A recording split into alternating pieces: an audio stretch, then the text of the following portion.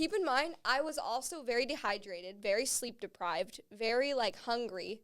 And I was just super out of it. You sound like a long-term elk hunter. You sound like a dude who's like, I've been out in the mountain range for like a week hunting this gray elk, and I finally saw him, but I was dehydrated and hungry and couldn't take the shot. His elk eyes got me. His elk eyes did get me. Yeah.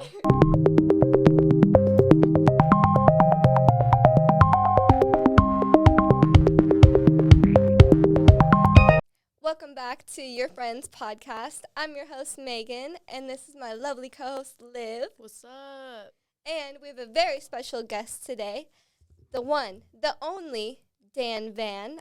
We are so happy you are here with us today.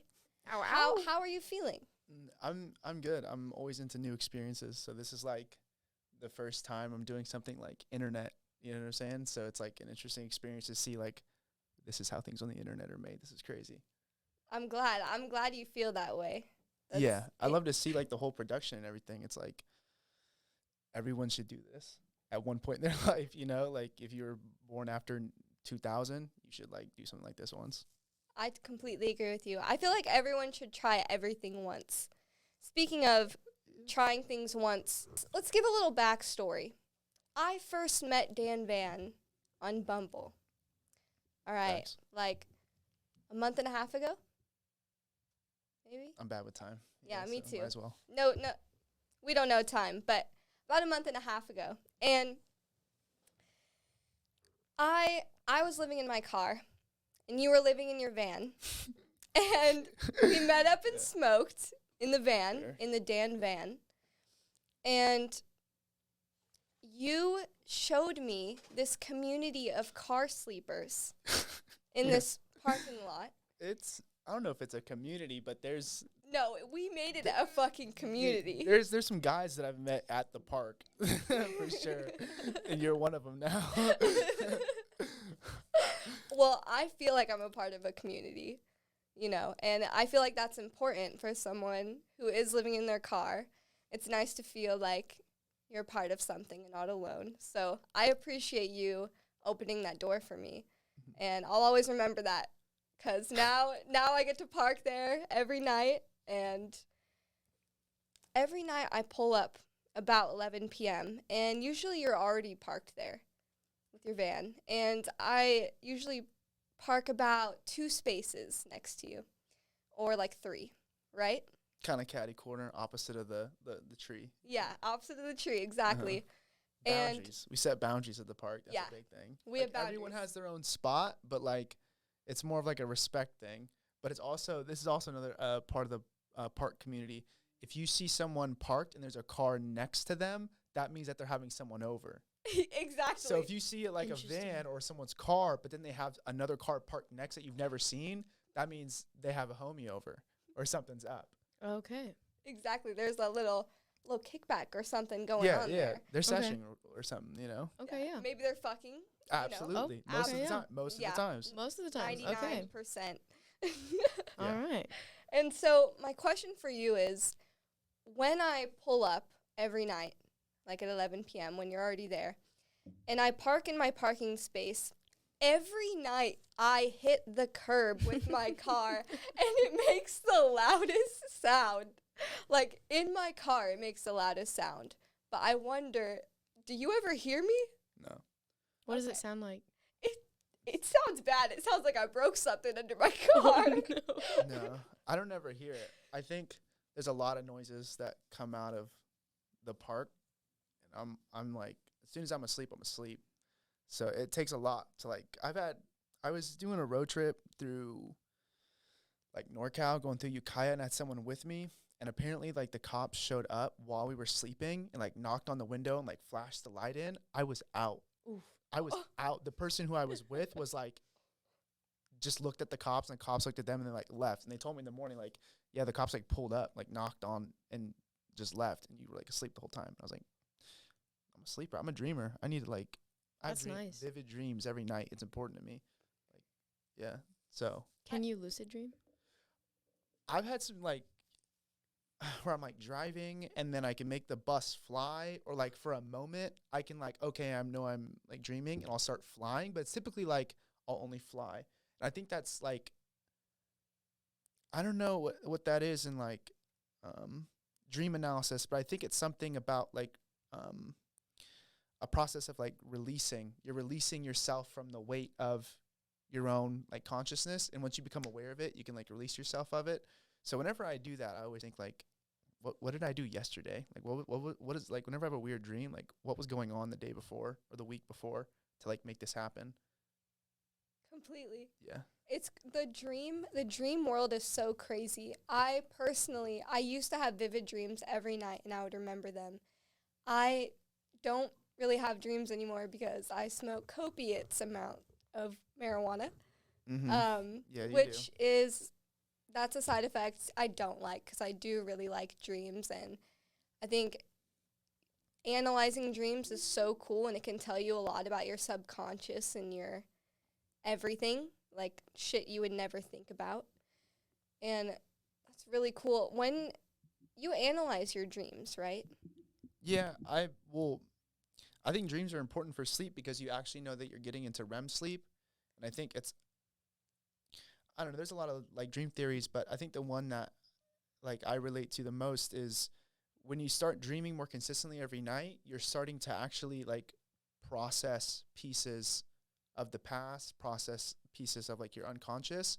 Because when you go to sleep and if you don't dream or you get bad sleep, you get restless, which like is weird, right? Because like I was laying down for 12 hours. Why am I restless? It's because your mind didn't get that time to like go over all the information it gets throughout the day.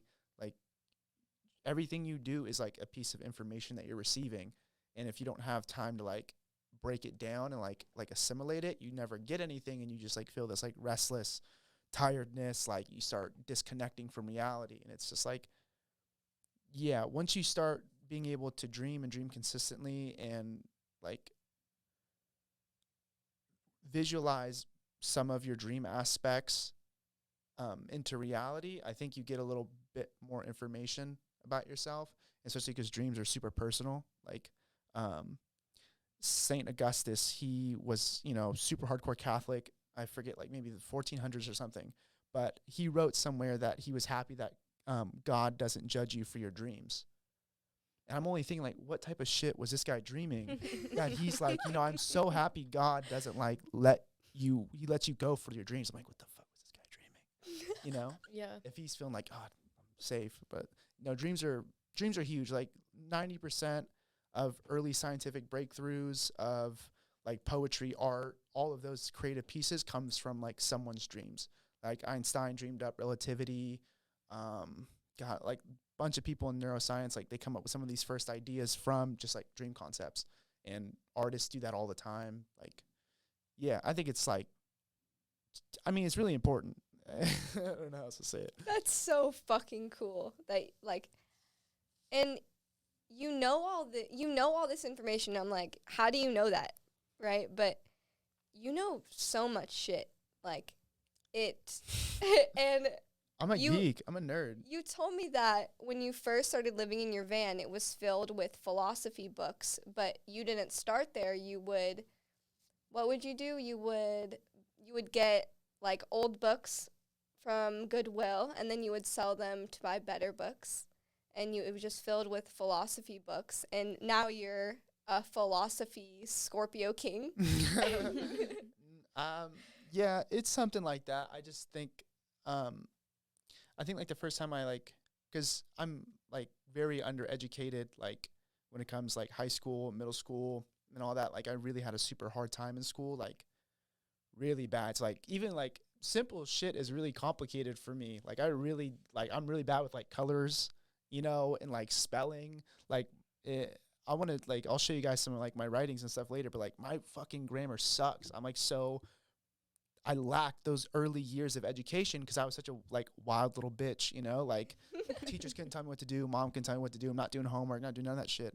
So it wasn't until I was like maybe like 19, maybe 20, that like I started like getting into like educating myself I think like the first books I read were my mom. She took classes at ARC and she kept her books. And then I think I was just like staying up all night, like drinking coffee or some shit, like a weirdo. And I picked up one of her books, and it was like a sociology book. And I started like reading pages, and I was like, this is the shit. Like, what the fuck? Like, I'm learning so much. This is so dope. And then I just was like hooked. I couldn't put down like a book, like even weird shit, like books on Monet, like the artist. Like my mom had those coffee table Monet books. I would just sit and like flip through and read those and learn about this artist. And then you like, oh shit, now I'm interested in art. And then it's just like this like cascade effect of like things that you get into. And I think people do that with everything, you know, like if you're, you know, someone who's really into like video and audio and camera, and you just find that interest and you just like, okay, this is like a cascade effect. It builds like character to yourself. But I think everyone kind of has like a baseline of things that they're going to be interested in, not interested in. Like I've tried a lot of different stuff, and I think that like what I've benefited from taking the time to like read and learn and journal and travel and all that is just like, I don't think I could like get that anywhere else. Right. Yeah. And you have the opportunity to travel as much as you want living in the van. And with van life, that is a very vulnerable thing. It's very vulnerable to live in your car, you know, speaking from experience. How would you describe the vulnerability? Because you said something really cool to me the other day. You said living in your vehicle is like you have to keep running in order to stay in the same place. Mm-hmm. And that is that exactly how I feel. Yeah, I mean, like, well, for me, what's like interesting is that like growing up and like even into my like early adulthood, like a house was never like somewhere I was like mega comfortable anyways, you know? Like I think you'll find a lot of people who are doing van life or, you know, kind of living gypsy travel lives.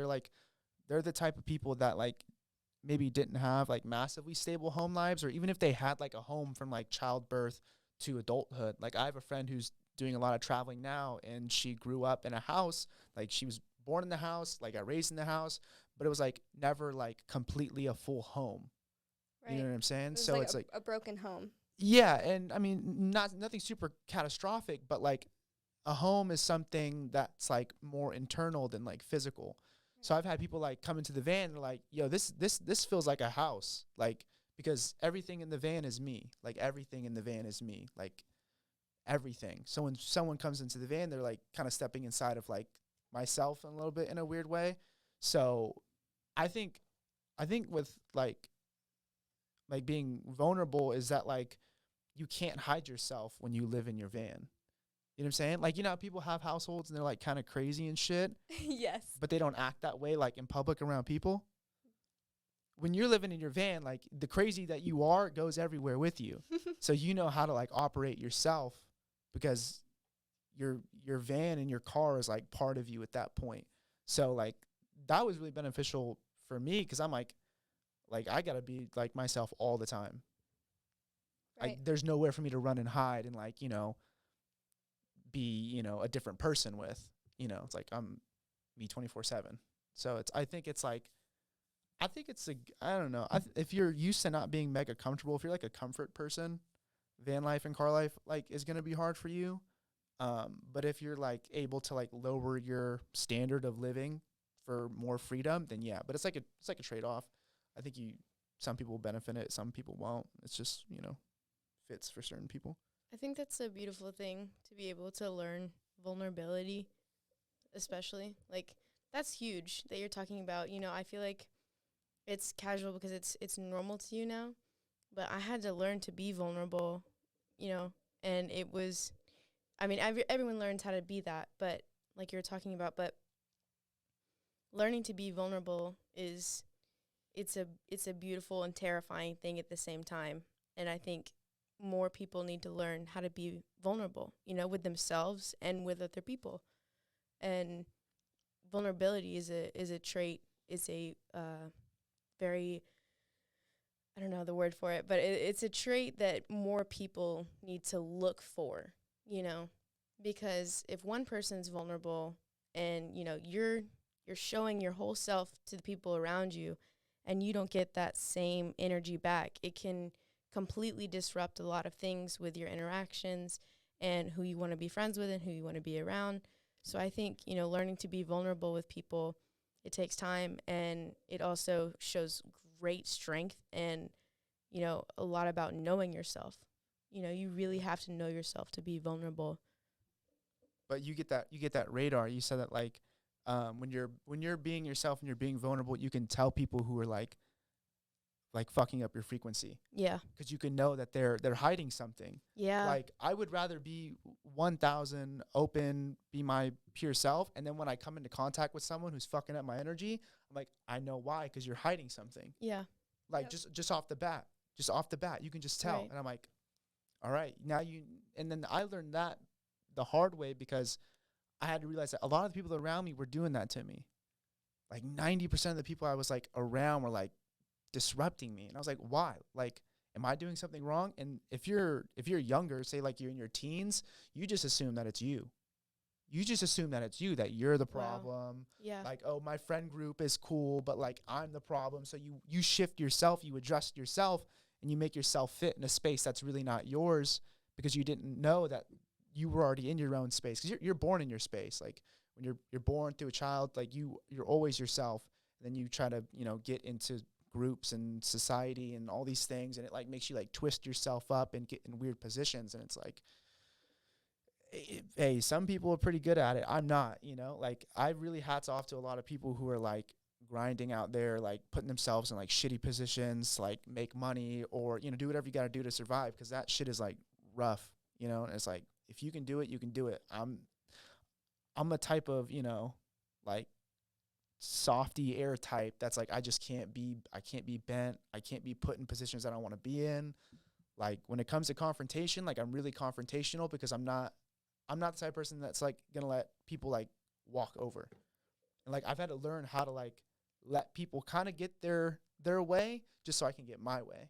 It's like if someone's confrontational with me, like my first thought's like, fuck, I want to beat the shit out of this person.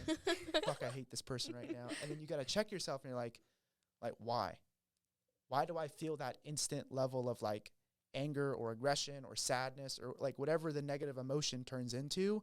And it's like 99.9% of the time, it comes from like a place of fear, like every time. Like when people get into fights or they get into confrontations with people, it's because they're afraid that person's going to like either do something to them or affect them, or, something's going to happen to them. So they get scared and then they like retaliate like outwardly. And that's hard to do, because you got to do that with like everyone eventually. Yeah. And I'm just like, I'm such a like loner introvert that I'm just like, I can talk with like 5 people a day and I'm done. Shit drains me.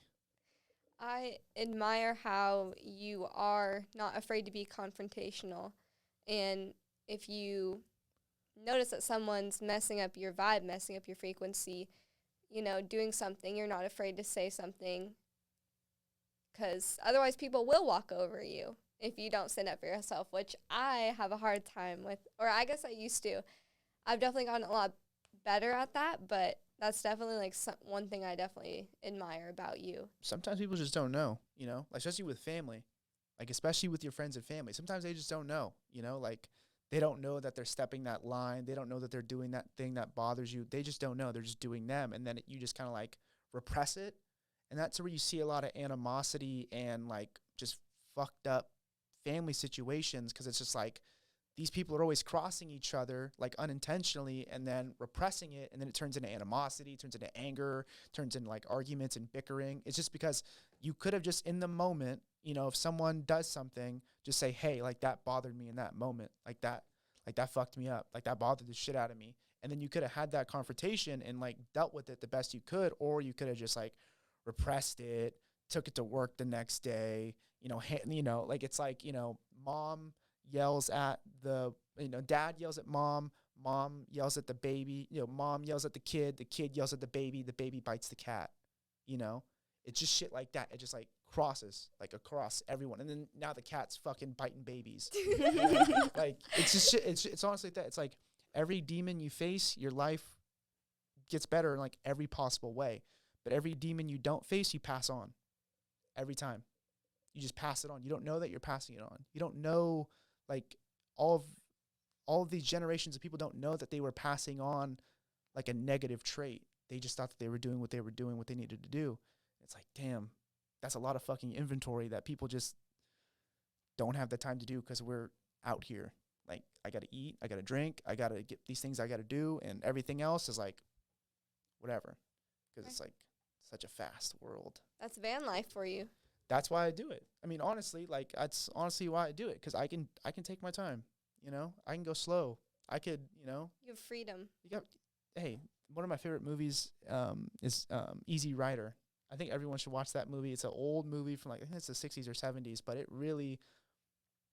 it's got Jack Nicholson in it. It's just like a banger. That movie's so good. I think it really exemplifies, like, kind of the ideas and kind of the concepts that I see in the world and why I kind of choose to do, like, a more free lifestyle. Because it's just like, I only get one, you know, after I'm dead. It's just going to be what good did I do to other people that's going to matter instead of, you know, what I acquired, you know? So you were talking about how, you know, you have to be confrontational to draw those lines with people, but I think it also comes down to learning that, you know, especially with family members and friends that you've known for a long time, they think they know you better than anyone else, you know, but they don't know what goes on inside your head, and they don't know those type of things. And so, you know, it comes from that confrontation, but it also should come from them saying, you know, being able to look at you. If they know you so well, they should be able to look at you and be like, oh my God, did I cross the line right there? Is what I'm saying making you uncomfortable? Am I going too far? Do we need to take a break from this conversation? You know, I find that a lot of people, specifically my parents, I remember I talked about this with a therapist for a while. You know, they didn't understand the concept of taking a break in a conversation. You know, when it can become too intense, and, you know, and as someone with an anxiety or depression, my mind will start reeling and I start losing what you're saying. I'm blanking out. I'm staring. I'm not hearing what you're saying. I'm hearing everything I'm doing wrong, you know, and it becomes too much in my own head, and I feel a panic attack building, you know, and taking a break in that moment and pulling yourself away and being able to take a couple deep breaths and come back and being like, sorry, you know, that got me, not even apologizing, just saying that got me a little worked up, you know, like, let's continue this conversation. I think people need to recognize that, you know, you can take breaks in conversation, and you do need to make sure that you're not crossing the line with other people. And it shouldn't always have to be up to someone to stick up for themselves and know that confrontation is up to them, you know? Like, if you're talking about friends and family, it should also be up to those people who, you know, love you and care about you and want what's best for you or whatever. And, you know, if they really want that, they should be able to be asking you where your line is, you know? Like, is this too much for you? Where should we draw the line here, you know? And also, like, the thing about yelling and fighting, I think the yelling comes from not, like, the fear of not being heard. That's why people raise their voice, you know. Someone always told me growing up that the truth never has to yell. And that always stuck with me. Yo. And it really stuck with me because, you know, when someone's really yelling at you and going after you, and if you just sit there and listen, there's also the matter of just sitting and listening. And if you just sit in silence, people will just keep talking. You know, they'll just keep on going. And it's interesting to hear those more and more thoughts come out. Sorry, I'm kind of getting off track here. Go ahead. No, I love it. When you say, like, the truth never yells, I completely agree with you. Like, when someone is just yelling at you, screaming at you, and you're just there, most of the time they're projecting either their insecurities, their fears, their whatever. It's usually a projection, and their emotional reaction tells you everything that you need to know, which is crazy. But yeah, I definitely agree with you that it shouldn't be up to, like, one person to be confrontational. If, like, your family, if they did care about you and they say that they know you like they do, they shouldn't step over those boundaries. even like when you try to put those boundaries, like, hey, like, give me 5 minutes, like I'm having a lot, or give me an hour, I'm having a lot of anxiety, give me some time, like I need a break from this conversation, and they don't get that to you, they cross that boundary, that's not okay. And I definitely think if you have a family member who doesn't treat you good and crosses your boundaries, cut them off. Like maybe take my advice, maybe not, but maybe think about it. I don't know. It worked for me. I think communication is key. You know, like, I think if you're upset with someone and they're upset with you, you know, definitely taking a break from a really hard conversation can clear both minds. You know, even if you're the one anxious, it can clear their mind of what they're saying and what they did say. And I think that communicating where people stepped over the line, that's when they continue to go past the line is when they reach the point of cutting off. You know, like 1 or 2 bad instances doesn't mean that they're all the way a toxic person, but unless in some cases, sometimes it does, depending on what was said, obviously. It varies. However, I believe that, you know, with communication, as soon as you communicate where you are and where you're feeling, that when those people keep stepping over that boundary and keep pushing you and keep pushing you and keep pushing you, you know, you do have to find a time to cut people off. And it's a scary thing. You know, I was talking with my roommate just the other day. She was like, she had this really toxic ex, and, you know, he was really toxic, and it was rough, you know, and he was still in her life. And I was like, you just need to block him. But it's not that simple. You know, when you have these people that have been in your life for so long, and, you know, you have really good memories of them, when they're being toxic to you and you love them, you just want to remember the good memories and move past the toxic ones. And you don't realize that you're past that point of cutting them off, and that you need to do that. And it becomes something like, well, that's not possible for that person, you know? Definitely. Some people definitely can't just cut off, like, if you have a toxic alcoholic mom, like, but you're relying on her for a place to live, like, you can't just cut her off. If you're living in a bad environment, but you're relying on them because, you know, people rely on their parents, and no matter if they're fucked up, like, you're stuck, essentially. And some people can't get out of that, but I definitely agree that, like, 1 or 2 times crossing the boundaries doesn't mean you should cut someone off, but definitely if it's a continuing thing, I definitely think that you should consider cutting them off. And communication is definitely the most important thing in, like, any relationship. Something about communication, you said to me, Dan Van, you said to me that when you, like, if I'm in an argument with someone and in my head I'm like, oh my God, they think I'm stupid, they think I'm have anxiety, they think I'm crazy, they think I'm on drugs, like, but, you know, they're not saying that, but it's like I'm thinking that in my head. And you said to me, a lot of times when your ego says things, those are the things that need to be communicated the most. Yeah. It's typically like the things that you don't say that matter more sometimes than what you do say. Like, and I think when you're talking about like toxic people in your life, like, or people that you perceive as toxic, you know what I'm saying? I think like there's like 2 cures that I think that like are really beneficial for that. I think like the first one is realizing that it takes 2 to tango. Like, it takes 2 people to argue. You know what I'm saying? Like, I know that's like a hard loop to get around, because in your head you're thinking that like, okay, this person's toxic, like that person is this, and I'm this. So that's where you get your ego involved in an argument to justify the argument.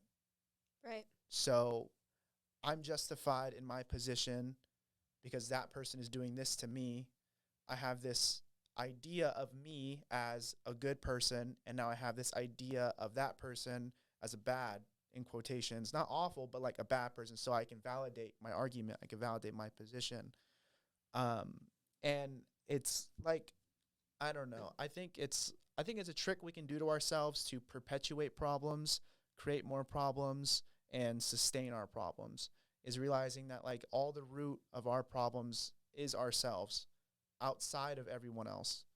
Like, yeah, there are some not great people. Yeah, there are definitely people dealing with like awful things. Like when we're talking about someone who's like constantly toxic and constantly negative, like now you have to realize that, like, oh shit, this person's constantly negative, they're constantly toxic. And what negativity and toxicity is them trying to sublimate their trauma through their behavior. And now you have to realize, like, oh fuck, like this person's actually probably going through something so much worse inside of them than I am. Because if all of their behavior is quote unquote toxic, all of their behavior is quote unquote like argumentative, just bad, you just got to think like what's inside them that's pushing all of that into the forefront to make this a thing. And then you got to check yourself and say, well, fuck, like what am I also pushing forward into this conversation, into this like platform of conversation and communication that's like causing this confrontation. And then if you can do that with yourself and you can continuously do that with yourself, then you can do it with other people. So now no matter who you come into contact with, you can instantly empathize with, and you can break that barrier, and you can start breaking your image down of yourself and your image down of that other person, because sometimes people have a false image of you and sometimes you have a false image of yourself. And then who's really having the conversation? Like, who's really actually having a conversation when you're having an argument? It's my image of that person and it's my image of myself going at it. And then if we could just change those two images of ourselves, the conversation would be completely different. You're always blowing my mind. Yeah, that was incredible. Right? But that's the power of like understanding that like you as a person isn't just like your name or like your social status, your friends, like whatever that shit is. Like it's something that like extends past your physical body. It's something that like for me, like what I think I am right now is like this experience. Like what I am like in my physical being, in my mental being, like everything that I'm picking up right now is this experience. Like this is me. Like I could go into my backstory. I can go into my bank account. I can go into what the shoes I'm wearing. I can go into my outfit. Like that's part of it. But like what I am is something a bit bigger than just like my physical body, my memories, like, you know, my neurology, like my skin tone. I think yeah, getting into like ego dissolution and like kind of being honest with yourself and like understanding yourself, then you can make that like I'll cut that person off decision. Then you can make it wholeheartedly, and you don't have to think like, oh well this or that. Like if you're really in that space, if you're really in that egoless space, like you can make that decision, and then not only will you make that decision, you'll make it just like that. Yeah. And there won't be a drag out. There won't be like, you know, the toxic ex that's around for a year. There won't be all this extra because your like person that you are right now is holding on to a bunch of shit. It's a gang of shit for no reason. Just a gang of shit for no reason. Everyone, even me, everyone in the room, everyone on earth is just walking around with a gang of shit. Straight facts. Yeah. For really no reason. For honestly no reason. But that's what we do. We're humans and we fuck up and we keep fucking up and we're going to keep fucking up. And that's it. Yeah. Welcome back. We just took a smoke break and I just took a big dab. So Pablo and I should be looking like twins right now or in like a few minutes. So that's really fun. What's on your mind right now, Dan Van? Oh, you know what? You said something really funny to me. You said I should change my Bumble bio to the sociopath. Oh, yeah. What did I say? Is sociopath hunter or something? Yeah, the sociopath snatcher. So, yeah. Yeah. You got like, I don't know. You went on like, not a rant, but you were like, you know, this one time I like watch like documentaries on sociopaths and like really understand sociopaths. And like my mind instantly went to like, you were just like researching and filling your mind up with sociopathic behavior. So when you see it, you can identify it and like either go close to it or avoid it. Like you're like an elk hunter trying to learn like elk migrations, you know, like I was like, why would you want to learn that much about sociopaths? But I guess they interest you. So I'm like, damn, you should make that like a trend. You've come in contact with a lot of sociopaths. I wonder why. And it's it's funny because when I first met you, you were like, oh, this person is a sociopath. And at first I was like, are you just diagnosing everyone as a sociopath? And then you were explaining it, and I was like, shit, it sounds like a sociopath to me. And that's just really funny. You definitely know a lot about it, and you pick them out, and they are definitely drawn to you. Definitely, they are. If you're a sociopath, stay away from me. I don't want any more interactions. I'm done, especially after Todd. Yeah, fuck Todd. And if you don't know who Todd is, check out the first episode, because he's fucking crazy. Yeah. Yeah. That story is wild. Did you think he was crazy when you first met him? The first night, no. I thought he was normal. So how good of a sociopath hunter are you? Okay.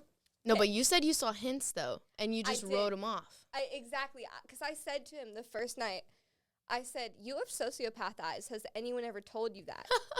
And, like, I just said that shit. But I keep in mind, I was also very dehydrated, very sleep-deprived, very, like, hungry. And I was just super out of it. You sound like a long-term elk hunter. You sound like a dude who's, like, I've been out in the mountain range for, like, a week hunting this gray elk. And I finally saw him, but I was dehydrated and hungry and couldn't take the shot. His elk eyes got me. His elk eyes did get me. Yeah. And no, but I really thought he was normal. He was really like love bombing me and like gaslighting the fuck out of me. And I thought he was normal. But then the next night I went over there, and boy, I knew right away what was going on. All hell broke loose. He did not try to hide anything. You know what? I have come in contact with a lot of sociopaths. He is the worst sociopath I have ever seen. Yeah, because they're normally good at hiding it. They're normally so good at hiding it. Because they spend their entire lives, picking up people's behavior, studying it, copying it, down to the fucking T. Mm-hmm. You know? So, and for me to notice it, like, the second time, like, dude, you fucking suck. You're the worst sociopath I've ever seen. Actually, but if he was a better sociopath, he would have kept it hidden, and you wouldn't have known, and you would just. I mean, I think What's the game here? Like, what's the game with this guy Todd? Right. Like, it's like, oh, he's a really bad sociopath. Fuck Todd. If he was a good sociopath. No. No, it's more of like there is no good or bad sociopath. It's more who's the better manipulator? Who's the better masker? Like, that's kind of what it is. But if he was a good sociopath, I would still, like, hopefully notice as soon as I could. Right. He was just, like, really bad at hiding it. Like the signs were almost way too obvious. You know what I mean? Aren't there different, like, layers to sociopath? Because I remember, like, there was this one time I felt like I was convinced I was a sociopath. I mean, totally convinced, because I was shutting down. I had no emotions. I couldn't cry. I was like, maybe I've just been faking it my whole life. And I talked to my therapist, and she was like, no, you just have sociopathic tendencies when you're shutting down. And I was like, oh, okay. It's not exactly comforting, but, at least I know what's going on. And so I feel like there are, like, probably different layers to it. 100%. I feel like it's like astrology. Sociopath astrology. Like, what level sociopath are you? If you go through like the DSM and you like try to pick up like what's bipolar or what's this or what's that, like it's like you can have 5 traits on this side and 5 traits on this side, and we share 5 but not have the same like mental health thing. And that's because like neuroticism like manifests itself kind of in the same ways in everyone. Like depression kind of looks the same for everyone, but is that person like clinically depressed, or are they just going through something depressive? Right. I don't think it's like, I think that's why with sociopath hunting, it's just like you could be projecting absolutely every piece of behavior this person's doing as sociopathic, but like what's triggering this person's sociopathic behavior more than are they sociopathic? Like, what is it about you that got this guy so sociopathic, like fired up the second day instead of the first day? That's what I was trying to wonder too. So I believe that sociopaths, they don't. I mean, I thought sociopaths manipulate everyone in their lives, but I read something the other day that said that sociopaths choose like 2 or 3 people to like really manipulate, right? And so they could have a circle of friends, and their friends could think that they're normal in life of the party and like whatever, right? Because they're not showing those sociopathic tendencies, they're not picking them as their targets, you know? And I feel like honestly, like I'm vulnerable. I'm an easy target right now, especially because I'm living in my car, and I feel like that's why he was attracted to me, and that he had a podcast, and he saw that I had a podcast. But I think the whole thing is that I was in a vulnerable spot. I see the good in people, like in like too good. But ever since that Todd situation, I haven't like I haven't been on Bumble like since. Like I haven't. I'm scared. I'm traumatized. Yeah, I'm yeah. done. I was about to say it's pretty traumatized what you went through. Yeah. Traumatizing. I'm kind of done for now, but you know, once I get into apartment and once I'm more stable and focus on myself for a while, then I'll get Bumble back, but for now. Dan Van slinging. I'm never deleting it. Let's go. Bumble's Oh number my one. God. It beats Tinder. It beats Hinge. I love Bumble, though. Bumble's definitely the best. When people ask me, like, about dating apps, or, like, I've had friends who are like, oh, I'm looking for someone. I'm like, download Bumble. No, yeah. Literally download Bumble. And, like, it's such better vibes than Tinder, and I feel like there's better people Yeah. than Tinder. Honestly, I downloaded Tinder for, like, a week, and then literally everyone just wanted to hook up, and I was like, no, wait. Yeah, And I feel like in Bumble, you can definitely be more specific on what you're looking for. definitely. I've literally met everyone in this room off Bumble. Ayy. Let's go. Damn. W's. Dubs. Only dubs. Dubs.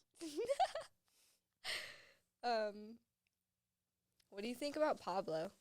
He's really cute. I think he's like a great side character. I Yeah. think he is like I think he's a great side character. I'll be honest. For Yeah. sure. Yeah, I'm digging him. Sick. He's your little sidekick. Hell yeah. You know, that's the like kind of message I wanted to put out. Do you think he should be the like face of the brand? Yeah, 100%. I mean, yeah, if you can get like, there's no copyright on him. Oh, true. Oh. True. Yeah, You could do a picture of you and Pablo, maybe. Yeah. Does that still? I would hope so. Okay. Maybe like a graphic design of like you, me, and Pablo. Yeah. That'd be kind of sick. Yeah. I actually, like, there was a time in my life where I kind of got a little obsessed with getting myself, like, this sounds really, okay, but I found this Instagram page when I was young of this girl who, like, you would tell her kind of what you looked like, and she would make a graphic design of you. They all looked really similar, but seeing yourself as, like, a cartoon, quote unquote, literally one of the coolest things ever, because I'm obsessed with cartoons, and it's just, I don't know, it's really cool. You know how much I like cartoons, so. Yes. Because you made me watch you made me watch some really funny cartoon when we were tripping off mushrooms. Was it Cake? But that's I not. mean, we watched that. That was fucking trippy That as is, fuck. yeah. If you're ever tripping, highly recommend watching the show Cake. If you're into just, I mean, you can watch it sober and think that you're tripping, honestly. Yeah. Yeah. No, that's so true. You really could. I definitely felt like I was, like, it was just crazy. Yeah, it intensifies everything, because you're like, is that, am I saying that, or are the shrooms saying that? Exactly. You I have know. a question. Are these? Oh, okay, sick. No free sick. branding. Yeah, no free branding. This could be anything. This could be Yeah. anything in the world. Yeah. No, yeah. So you DoorDash. I Instacart. We're kind of like rivals. What would you say? No. No. Okay. I don't know. I don't think we're rivals. I think if you were door dashing, then we'd be rivals because Right. like we door dash in the same areas. Yeah. Yeah. But I was thinking about Instacarting, but again, I don't want to be in grocery stores like grabbing shit. Like, do you have to talk to people on there? You have to like interact with people? Yeah. Fuck that. I hate interacting with people. I hate when I'm door dashing, like hand it to me. Yeah. No. I mean, like, I will not. I don't like. This is the reason why I do it. Cause I'm like, I don't want to fucking interact with people yeah. involuntarily. Yeah. Like, cause like when you're like working and like a customer comes to you, that's an involuntary like interaction. I was not prepared for this. I didn't want this, and now I'm gonna fucking hate it. But if I have the voluntary option to not, I'm not. Yeah. I used to do DoorDash. Yeah. It was it can be intense. We did it with 2 phones one time. It was really yeah, it was we made a lot of money. Yeah. I'm not going to lie. We did make a lot of money. I haven't done 2 phones It yet. is I was two stupid phones. high the first time we did it, Uh-huh. and it got too much. I was like, I can't because you've got to look up the maps. If you want Yeah. a place, got to go in airplane mode. You've got to look at the times. It's a lot. I mean, yeah, it's a lot to do 2 phones, but that is how you make a lot of money with DoorDash, even though you're not supposed to do that. But I have to look into that.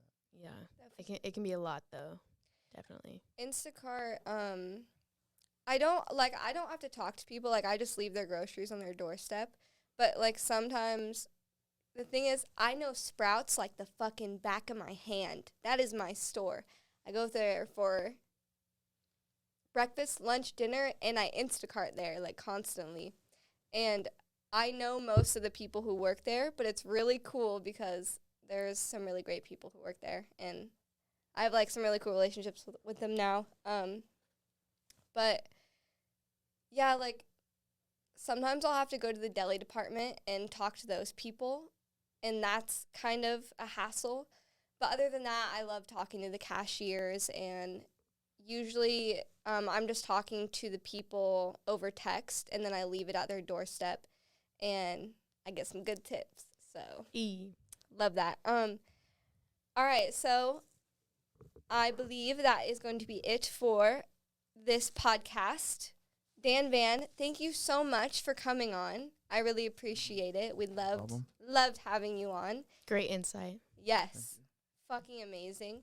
Any closing words, Dan Van? Yeah, any closing words? In the next couple months, I'm going to be starting an OnlyFans and a modeling Twitter. So I'll leave a link. I'll leave a link with someone, and then hopefully, if anybody watches this, You heard it here. I'm subscribing. You should subscribe. Dan Van OnlyFans. Oh my god, that rhymed. My god. Oh my Dan Van god. OnlyFan. There you go. Yeah. You're welcome. Label secured. Label secured. Y'all heard it here first. Y'all heard it here first. All of Dan Van's links will be down below. And Liv's and mine. All of our social medias will be linked below. Make sure to subscribe and give us a like. And shout out Pod Dog Studio. Ayo. Shout out my producer Phil. All right. Yes, sir. The man. The man. All right. Peace out.